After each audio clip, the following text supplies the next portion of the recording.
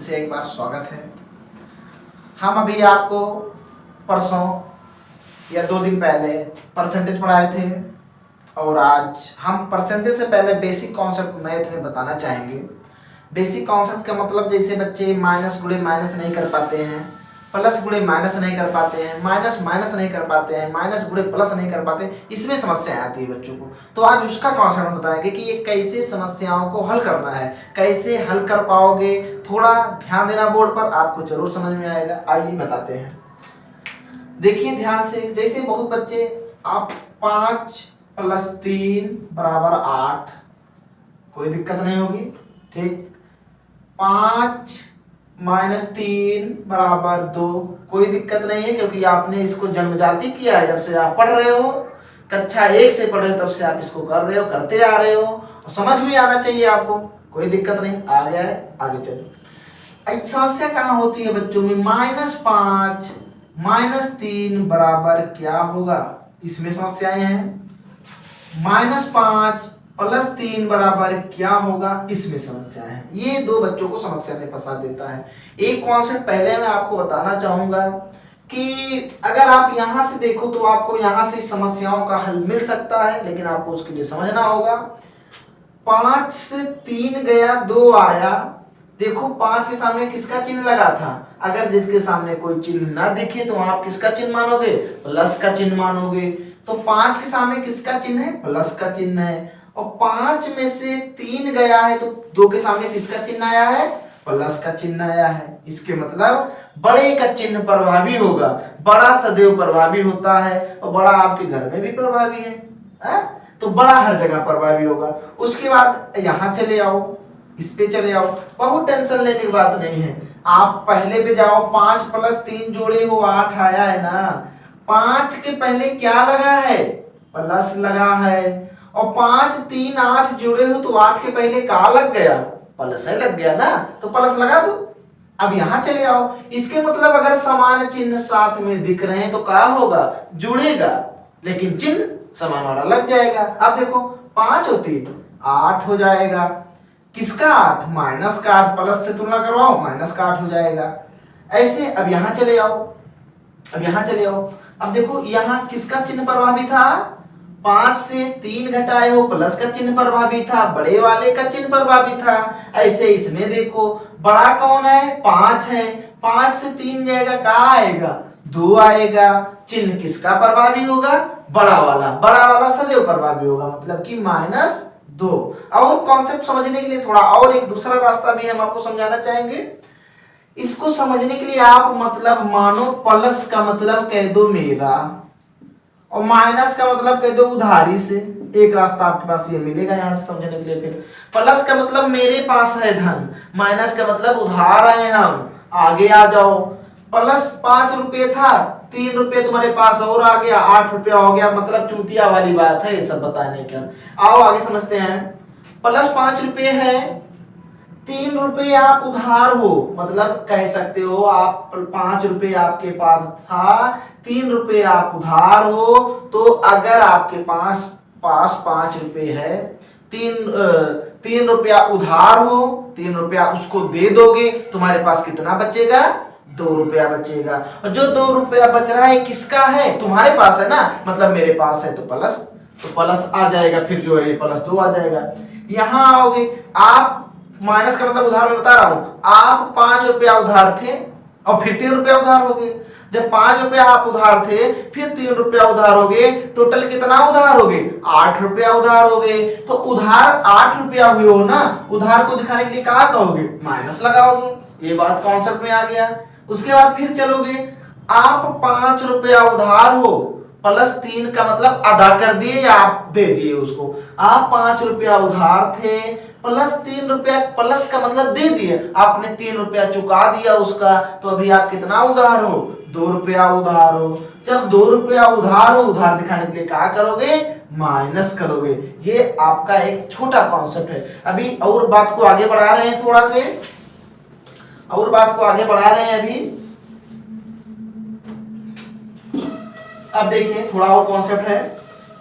इस कॉन्सेप्ट के तहत आप क्या समझ पाएंगे? अगर ये आपको समझ में आया होगा तो बहुत बढ़िया बात, नहीं आया होगा तो आप समझना, अगर आपको कंपटीशन में बहुत आगे तक जाना है तो आपको इससे लड़ना पड़ेगा। मैं कोचिंग पढ़ाता हूं, मैं देखता हूं लगभग 100 में 60% बच्चों की हालत यही रहती है, जो मैं आपको समझाना चाह रहा हूं। आगे चलोगे, अब देखोगे अभी गुणा का भी मामला है, लेकिन पहले इसी पे चलें। अब काम होता है, बच्चे फिर कहां जाके फंस जाते हैं? चर राशियों में फंस जाते हैं। अचर तो सब बच्चा जोड़ लेता है, चर में बच्चे फंसते हैं। मैं चर राशियों के बारे में आपको बताऊंगा, कैसे जुड़ेगा, कैसे घटेगा, इतना सरल तरीके से बताऊंगा कि आप देखकर दंग रह जाओगे। अब आगे देखो, मैं कह रहा हूं आप 3x + 4x जोड़ोगे, क्या आएगा? शायद आप बता ले जाओ और बताओगे भी 7x आएगा, यहां आप में कोई तकलीफ नहीं होगी। लेकिन अगर मैं कह दूं 3x + 4y + 4x क्या होगा, तो आप यहां शायद समस्या में आ जाएंगे। इसको जोड़ने के लिए सबसे सही तरीका क्या है, आओ आज मैं बताऊंगा ऐसे माध्यम से कि आपको जीवन भर नहीं भूलेगा। समझो, आप x पिछवा लगा है ना, जो x पीछे लगा है उसको आप कोई नाम दे दो, या आप समाज में रहते हो, विभिन्न प्रकार की जातियां हैं, विभिन्न प्रकार के वर्ग हैं, आपके नाम के पीछे जो लगता है जात जिसे कहते हैं, अगर देखा जाए तो आप कहीं जाओगे, अपने समूह को हेरना चाहोगे या अपने समूह में एडजस्ट होना चाहोगे। ऐसे यहां है, यहां अभी मैं जाति का नहीं बात कर रहा हूं, मैं कहता हूं आप नाम दे दो। जैसे अगर इसका मान लो कुछ है तो इसके पीछे कोई जाति है, अगर इसके पीछे कोई जाति है तो आप दिमाग लगाओ, मान लो जाति ना लिखो, लेकिन क्या कर दो, मैं मानता हूं कि तो मान लो x बराबर आम। अगर x बराबर आम माने हो ना, तो y बराबर तो आम नहीं मान पाओगे ना, क्योंकि y बराबर आम बनेगा कहां से? क्योंकि अगर कोई किसी जाति का है तो दूसरा जात बन नहीं पाएगा। अगर x बराबर आम माने हो तो y बराबर क्या मानो? अनार मान लो भाई।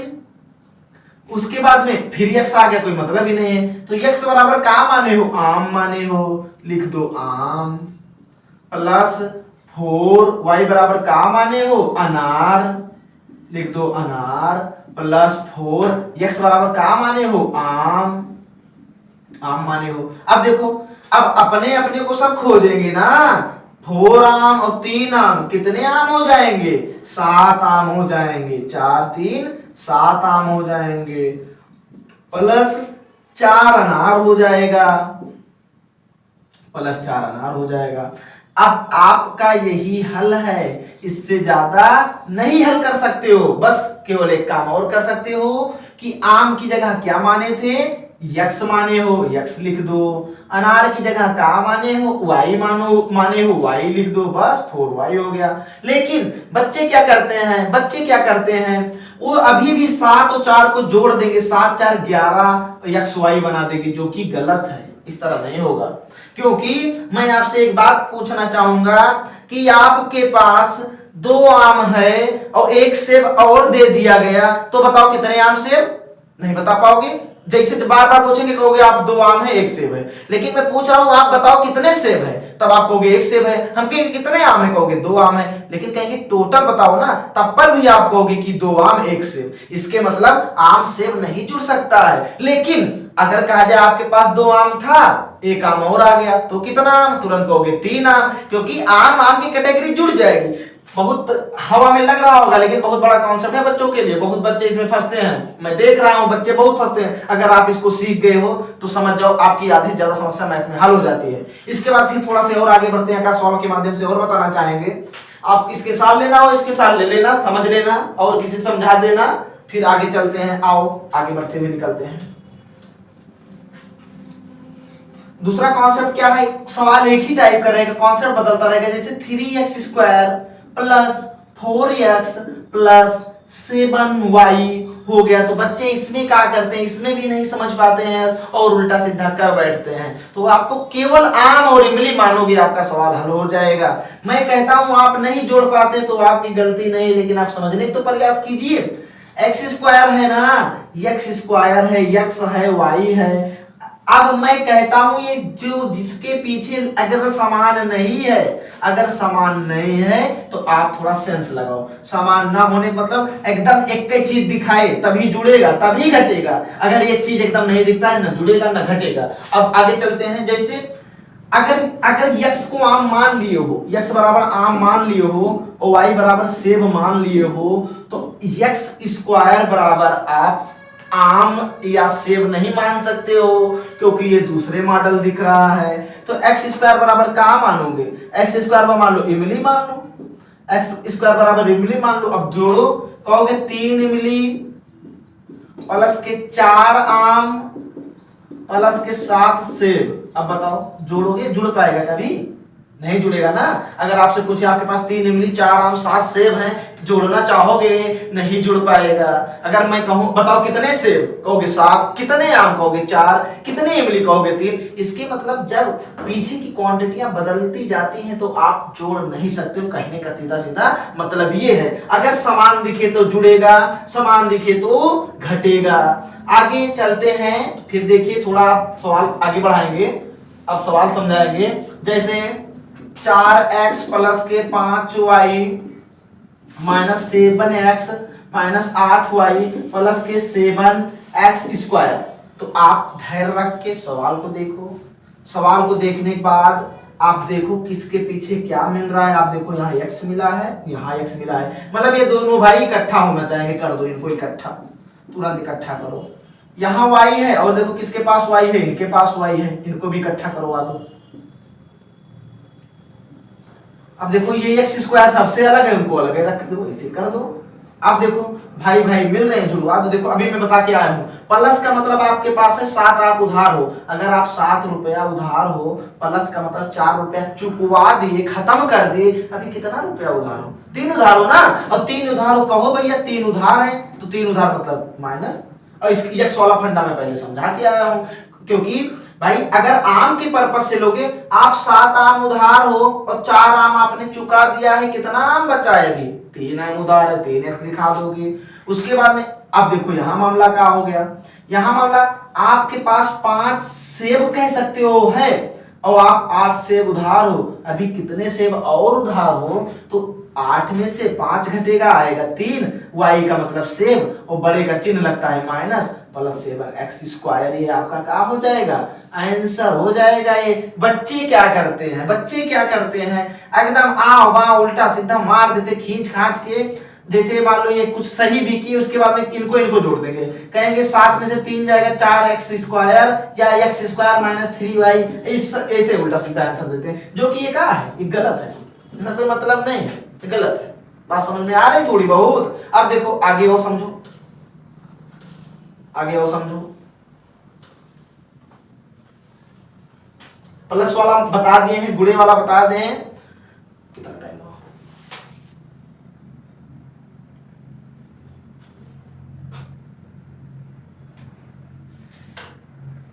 इंक डाल रहे थे साथियों, थोड़ा इंक खत्म हो गई थी। आओ फिर समझते हैं गुणे वाला, थोड़ा पैटर्न बताएंगे क्योंकि वीडियो ज्यादा टाइम का हो रहा है और वीडियो जितना शॉर्ट रहेगा उतना सही रहेगा। चलिए अब देखिए गुणे में क्या होता है। गुणे कुछ एकदम आप लड़ो मत, आप बेसिक कॉन्सेप्ट में रहो बस। गुणे का मतलब पहले चिन्ह पे मत जाओ, चिन्ह पे मत जाओ, पहले हम ऐसे ऐसे गुणा बताएंगे। जैसे 2 गुणे 2 क्या लिखते हो? 4 ना। 2 गुणे 2 बराबर क्या लिखते हो? 8 लिखते हो। आप याद किए होगे ना, गुणे में घातें जुड़ती हैं ना, ना याद नहीं करना है। 8 को क्या लिख सकते हो? 2 की पावर 3 नहीं लिख सकते हो, और 4 को 2 की पावर 2 नहीं लिख सकते हो? लिख सकते हो ना।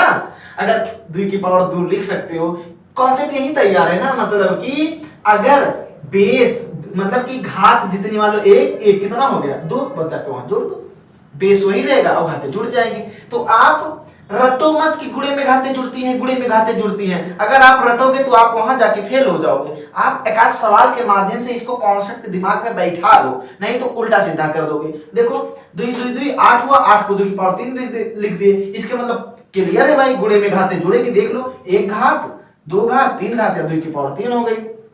आइए और समझते हैं ये सब कब तक मामला है, क्यों जुड़ता है, कैसे जुड़ता है, और समझते हैं। जैसे अगर कह दिया जाए 2 की पावर 3 गुणे 3 की पावर 2। अब क्या करोगे, फिर गुणे में घाते जुड़ती है, कहा 2 3 6 और 3। बहुत बच्चे कैसे, हाँ देखिए 3 2 5, ये ऐसा करोगे गलत हो जाएगा। बहुत बच्चे क्या करते हैं, गुणे में घाते जोड़ती है ऐसे जुड़ते हैं बहुत बच्चे, और क्या करते हैं 3 दूना के 6 3 दूना के 6 कर देते हैं, ऐसे भी करने वाले बच्चे हैं। गलत तरीका है। और काहे गलत है, अगर आपको ये लगता है सही है तो आप वेरीफाई करवा देते हैं काहे गलत है। देखिए थोड़ा समझिए, अरे 2 दूना 4 4 दूना 8 बना रहा है ना भाई ये, और ये 3 त्रिका 9 बना रहा है, 9 8 72, और ये क्या बना रहा है 36 36 छक्का वैसे 212 हो गया। 36 छक्का जो है 212 नहीं होगा, लेकिन 36 छक्का से फिर आप वैसे भी बहुत आगे निकल गए हो, तो मतलब कोई मैटर ही नहीं रह गया इसके बारे में। आपको लाना क्या है, 9 8 72 72 लाना है, और 72 से आप बहुत कहीं आगे चले गए हो। इसके मतलब आपका ये पैटर्न रॉन्ग है। आपको क्या समझना है, आइए समझाते हैं।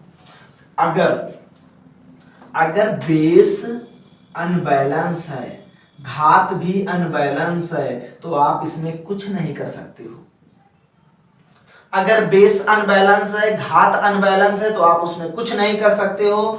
आप कहां कहां कर सकते हो, अगर बेस समान है तब घाते को आप जोड़ सकते हो, जो मैं कॉन्सेप्ट के माध्यम से बताया हूं 8।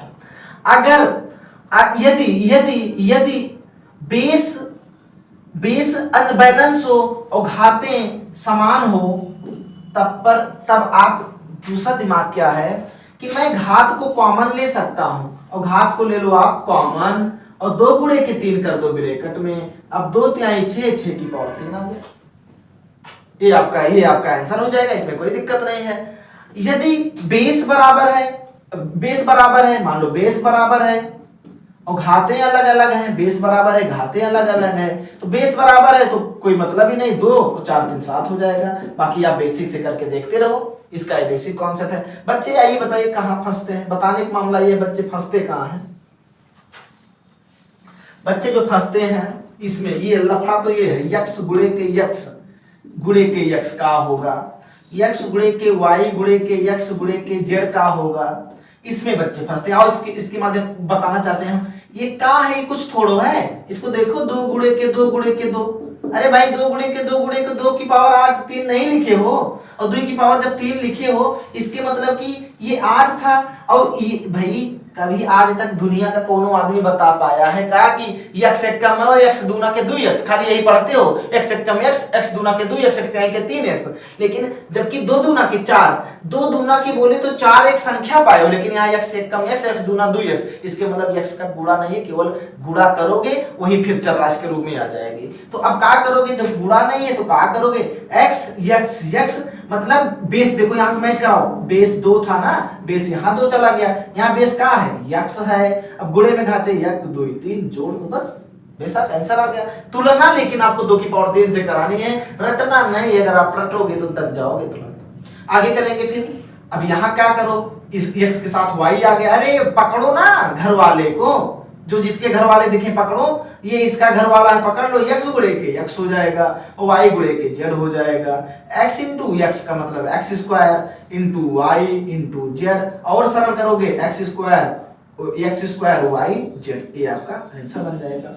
तो एक बेसिक कॉन्सेप्ट है, और भी बहुत अभी वो है, बहुत चिंताओं का विषय है, बहुत बच्चे बहुत वीक हैं पढ़ने में, तो थोड़ा से प्रयास करोगे समझ में आएगा गुणे का मैटर। बाकी एक सवाल और बताएंगे, लास्ट सवाल रहेगा, उसके बाद खत्म कर देंगे।